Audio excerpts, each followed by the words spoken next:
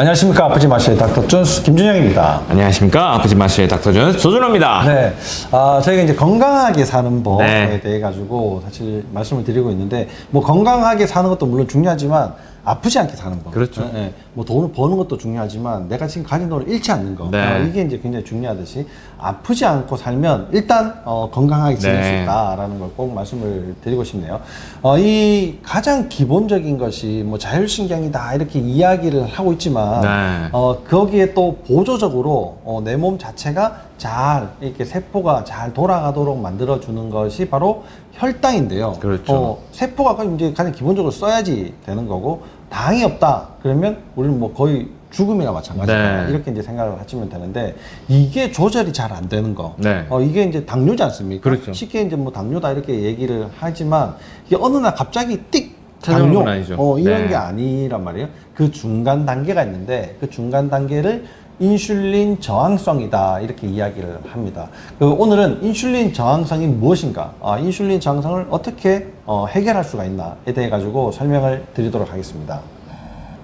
자, 인슐린 저항성. 네. 이걸 한번 설명을 좀 더 해드려야 될 것 같아요. 근데 여러분들이 이 내용을 꼭 들으셔야 되는 게, 우리 스웨덴에서 이 장수의 비결로 세 가지를 꼽았는데요. 네. 그 중에 혈당을 꼽았습니다. 혈당. 네, 혈당을 낮게 유지하시는 분들이 100세 이상을 건강하게 사실 가능성이 굉장히 높거든요. 그럼 혈당을 낮게 유지할 수 있는 상황들은 결국 인슐린이 잘 작용을 하고 있다는 뜻이고, 그 인슐린이 제대로 작용하지 못하는 인슐린 저항성이 있으면 여러분의 기대 수명도 낮을 수 있습니다. 그래서 꼭 이 내용들을 잘 확인해 보시면 좋을 것 같아요. 이제 우리가 보통 혈액 검사로 혈당, 네. 공복 혈당 측정해 보지 않습니까? 네. 그 다음에 콩팥 기능으로 크레아티닌, 그 다음에 또 요산, 네. 수치 이 세 가지가 이제 중요하다고 얘기를 했었는데, 이 크레아티닌과 요산은 기준치보다 낮을 경우에 네. 좀 곤란한 문제들이 이제 같이 엮여 있을 네. 가능성들이 많은데요. 이 혈당은 기준치가 70에서 99거든요. 네. 그 이하로 되면 저혈당이다. 네, 너 네. 이제 문제가 많을 수 있다. 이렇게 이야기를 하지만 실제 내 몸의 혈당이 55에서 65 정도를 유지하는 것이 가장 좋다라고 이야기를 또 하거든요. 그래서 이건 좀 낮으면 낮을수록 더 좋다. 뭐 그 이상은 더 낮추기도 사실 쉽지 않고, 네네. 55에서 65 정도로 유지하는 것도 일단은 저혈당 증세가 없다 그러면 괜찮다. 물론 뭐 당뇨 환자나 네네. 약을 드시는 분들은 좀 조심을 하셔야 되겠지만, 보통 우리가 이제 약을 드시지 않고 건강하다는 경우에는 그 정도 유지할 수 있는 식습관을 좀 조절해 보는 것이 네. 일단은 좋겠다는 건데, 그러면 인슐린 저항성이라는 게 혈당을 조절할 때 문제를 일으키기 때문에 지금 이제 그렇죠. 장수하고도 관련이 있다 이렇게 그렇죠. 이야기를 하는 거 아닙니까? 지금 우리가 지금 이 시대를, 이 방송을 하고 있는 이 시대를 살기가 굉장히 팍팍하지 않습니까? 네. 왜 그러냐? 금리 때문에 살기가 힘들잖아요. 맞아요. 금리. 그렇죠. 쉽게 말하면 이 시중의 돈은, 이 돈들을 이 금리라는 걸 통해서 우리가 조절하지 않습니까? 네. 이 우리 몸에서도 마찬가지로 우리의 전신 신진대사, 에너지 대사를 조절하기 위해서 이 인슐린이 포도당을 조절하면서 이 혈류, 그 혈관 내에 있는 포도당을 어떻게 조절할까가 이제 인슐린이 하고 있는데, 네. 즉 이 포도당과 인슐린이 서로 우리 몸을 생존의 가장 최적의 조건으로 만들 수 있도록 연합을 해가지고 잘 이용을 해야 되는데, 어느 날 인슐린에 문제가 생긴 겁니다. 근데 인슐린 자체에 문제가 생길 수도 있지만 인슐린이 쓰이는 과정에서도 문제가 생길 수가 있거든요. 자, 일단 세포가 생존하기 위해서는 세포도 밥을 먹어야 되겠죠. 이 밥이 포도당이에요. 근데 포도당이 혈관 내부로 와가지고 세포로 바로 들어갈 수 있냐? 우리가 모르는 사람은 그냥 문 열어줍니까? 안 열어주죠. 그래서 세포 입장에서도 어떻게 오냐? 포도당이 옆에 있어도 나 포도당이 일단 필요해. 이제 이렇게 이야기를 하면 여러 가지 그 대사 과정을 통해서 부족하면은 나를 먹게도 만들고, 부족하면 뭐 근육도 다른 데서 만들고. 뽑아서도 만들고 뭐 이렇게 하겠죠. 그럼 일단 왔어. 근데 이게 들어오려면 열쇠를 열고 들어와야 되거든요. 그 열쇠가 바로 인슐린입니다. 네. 네, 그래서 인슐린이 그 인슐린 수용체, 그러니까 말하자면 자물쇠에 들어가서 딸깍 열어주면 결국에 포도당이 들어갈 수 있는 혈액 거군요. 내고 있는 포도당이 쏙 들어가가지고 나 이제 에너지 만들어내야지, 이제 요 과정을 겪게 되는 건데, 이걸 쓰다 보면 우리 자물쇠도 고장나기도 하지 않습니까? 그렇죠. 뭐 여러 가지 원인에 의해서 그 인슐린의 작용들이 떨어지게 되면 혈액 내에는 이제 포도당이 넘쳐나요. 말하자면 세포 입장에서는 나는 너무 배가 고파. 야, 밥 내놔 이렇게 하니까 문이 열려야 밥을 주지. 그죠? 이 포도당은 점점 늘어나는데 자물쇠가 기능을 못하니까 들어오질 못하거든요. 그러게 되면서 여러 가지 문제들이 생기는데 여러분이 알고 있는 대표적인 만성 질환이 대부분이 시작이 이런 포도당과 인슐린의 문제인 인슐린 저항성부터 시작을 해서 비만, 당뇨, 고혈압, 고지혈 등등등등 넘어가서 요즘은 대사질환으로 알려진 암까지 영향을 줄 수 있다. 이렇게 이해하시면 되겠습니다. 그러니까 인슐린이라는 열쇠 구멍에 꽂아야 되는데 열쇠 구멍이 지금 고장났다. 네. 그 구멍은 세포막에 있는 건데 네. 거기에 고장이 나니까 인슐린이 제대로 작동을 못하고 그러니까 혈당을 조절하지를 못하고 네. 문제가 자꾸만 생기는 것이 세포 대사 질환으로 이어져서 우리가 흔히 알고 있는 뭐 고혈압, 네. 당뇨, 비만, 뭐 이상 지질혈증 뭐 이런 거가 이제 만들어진다는 네. 게 아니겠습니까? 근데 실제로는 그래서 원장님 말씀하신 대로 세포막, 그러니까 세포의 환경이라든지 세포의 건강도가 이제 굉장히 중요한데요.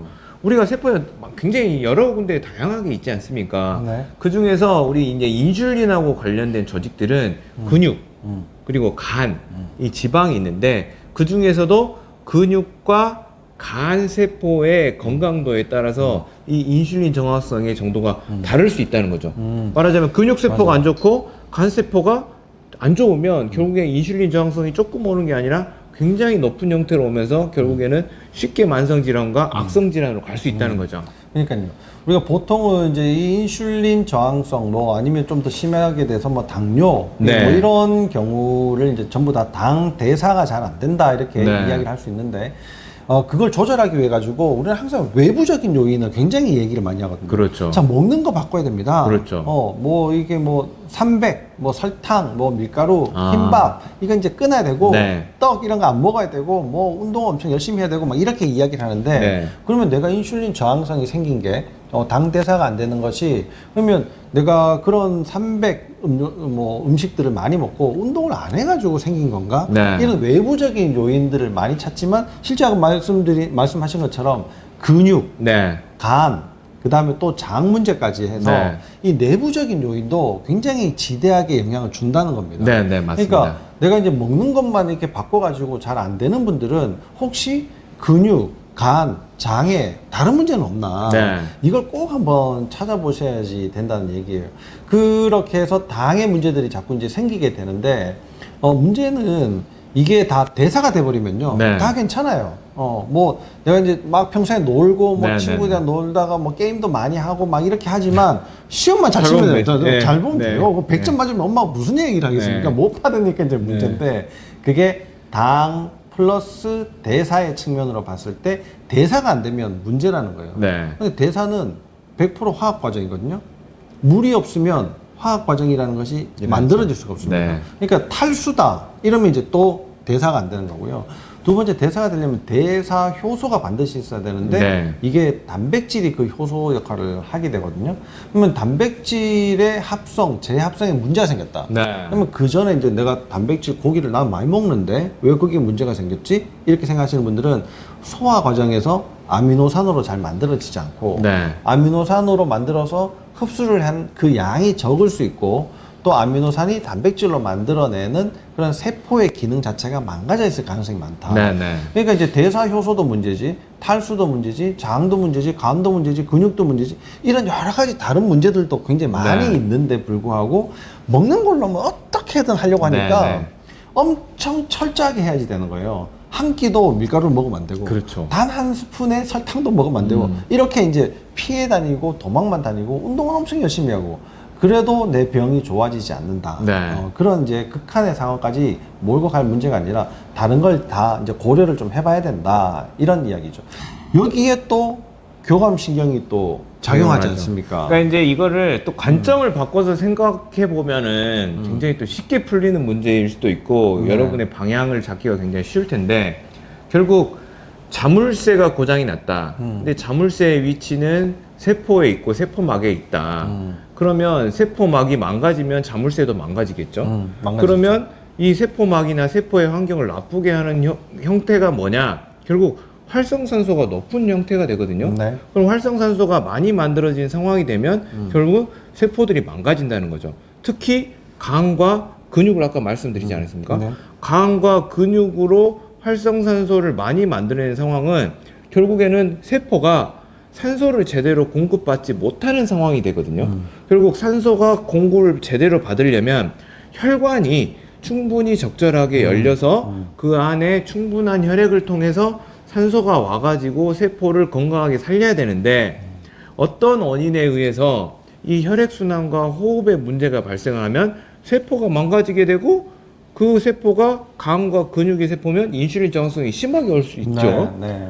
그걸 조금 더 앞으로 가보면 결국 그럼 이 혈액순환과 호흡을 망가뜨린 건 누구냐? 누가 관장을 하냐? 자율신경이 관장을 하거든요. 네. 그래서 이 자율신경을 방해하는 요소가 있으면 결국에는 세포가 쉽게 망가지고 이 망가지는 과정에서 결국 인슐린 저항성은 강하게 온다는 거죠. 그래서 아무리 먹은 걸, 자, 당연히 식단 조절하는 거 박수 쳐줘야 돼요. 하지만 이 식단을 조절한다고 해서 자율신경에 방해하는 요소, 지금까지 계속 말씀드린 척추 문제가 해결이 되진 않지 않습니까? 그렇죠. 그래서 이 문제를 같이 해결해 주셔야지 이제는 이 사회생활에서 나도 먹을 것도 좀 먹고 예를 들면은 더 즐거운 식단도 하고 이렇게 할 수 있습니다. 그러니까 여기에도 자율신경이 결국은 작용을 한다. 네. 뭐 그 3대 요인에 말한 것 중에 전부 다 자율신경이 지금 작용을 하고 있는 그렇죠. 거죠. 그래서 장수의 3대 요인에는 자율신경이 그 뒤에 백그라운드로 대장처럼 있다. 그렇죠. 이걸 꼭 기억을 네. 하셔야지 될 것 같아요.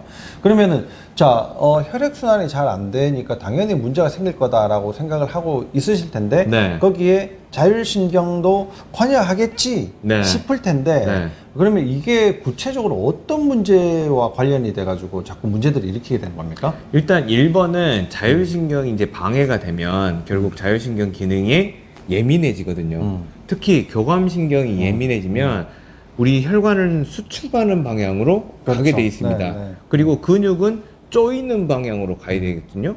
그러면 근육 세포 입장에서는 자, 내가 근육을 더 쪼이려면은 수축이라는 이런 운동을 해야지 쪼여지는데 그러려면 기존보다 더 많은 혈액과 그리고 산소가 필요한데 혈관은 좁아져 있지.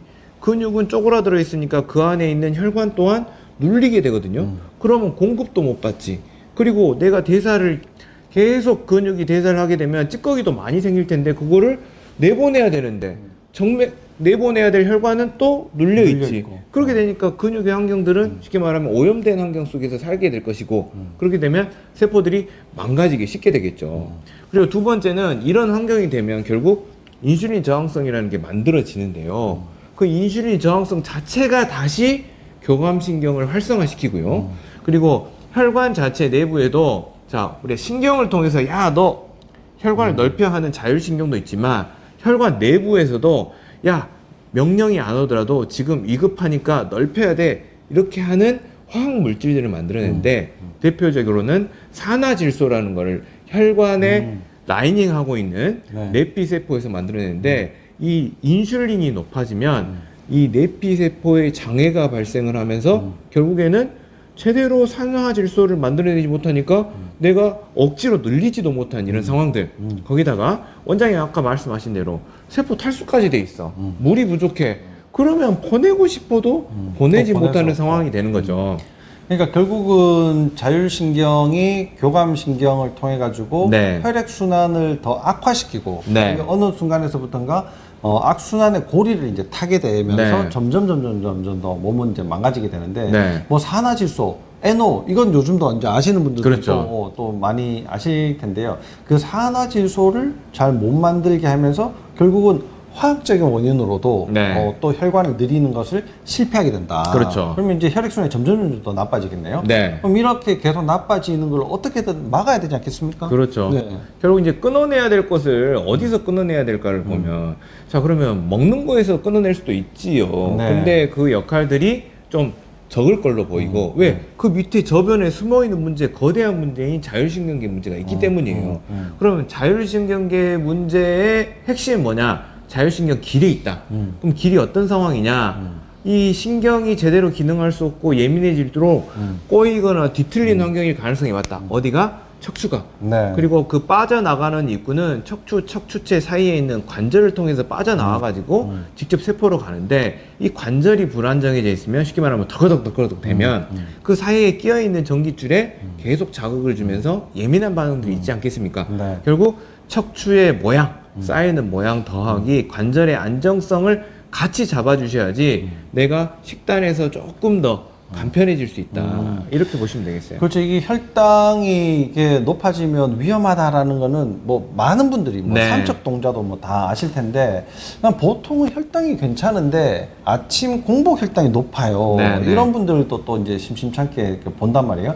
그런 분들이 뭐 인슐린 저항성은 지금은 아니라 하더라도 곧 갈 예정이다라고 네. 이야기를 할 수 있는 게 결국 아침 공복 혈당이 높다는 것 자체가 뭔가 자율신경에 문제가 있거나 네. 아니면 자율신경에 문제를 일으키는 척추 문제 중에서도 목 문제와 관련되어 있을 가능성이 높죠. 매우 네. 높기 때문에 이런 분들도 꼭 주의를 좀 하셔야 되는데 낮에 뭐 식사 식후 혈당 뭐 이런 것들이 뭐 괜찮다 하더라도 아침 공복 혈당이 좀 높으신 분들 이런 분들은 그럼 어떻게 좀 관리를 하시면 좋을 것 같습니까? 일단은 첫 번째는 아침 공복 혈당이 높다. 이 말은 밤사이 뭔가 문제가 있었다는 뜻입니다. 네네 그렇죠. 무슨 말이냐면 우리 이제 밤에는 회복의 시간, 특히 수면은 어느 것보다 중요한 회복의 시간인가요? 그러니까 내가 조금 나쁜 것도 먹을 수도 있고 운동도 안 할 수도 있어요. 뭐 예를 들면 자세도 안 좋고 뭐 이럴 수도 있어. 근데 잠까지 못 잔다.